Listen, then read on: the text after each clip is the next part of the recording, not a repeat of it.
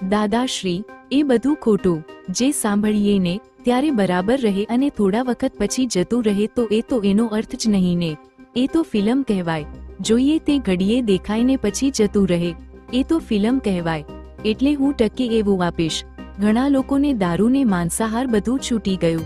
એમને એમ અમારા શબ્દથી આખો ફરી જાય છે માણસ. આ વચનબળ એટલું બધું સરસ છે કે આખું બધું ફરી જાય છે. આ તો લોકો અહીં જે ઉપદેશ આપવા આવે છે ને બધા તે 2-5 દહાડા ઉપદેશ એકાંતે આપીને જતા રહે છે એ લોકો. હવે જ્ઞાન શબ્દથી ચાલે નહીં, બીડી પીવી નહીં, કશા વ્યસન કરવા નહીં, એ બોલે ના ચાલે, એ જ્ઞાન ના કહેવાય. જ્ઞાન તો એની સમજમાં ગેડમાં બેસી જવું જોઈએ. હવે જાણવું ને કરવું એક ક્યારે થાય? શુષ્ક જ્ઞાન ના હોય ને સત્જ્ઞાન હોય તો થાય. એટલે સાચું જ્ઞાન હોય તો જ્ઞાન અને કરવું બે સાથે જ થાય. સાચું જ્ઞાન એટલે સાચું જ્ઞાન જ પ્રાપ્ત થયું નથી, નહીં તો પોતાના પ્રમાણે બધું થયા જ કરે. આપણે ત્યાં તો જ્ઞાન ને એ બે સાથે જ થાય. તે ચુસ્ત જ્ઞાન જોઈએ. કેવું? આવું શુષ્ક જ્ઞાન ના જોઈએ. શુષ્ક જ્ઞાન એટલે શું?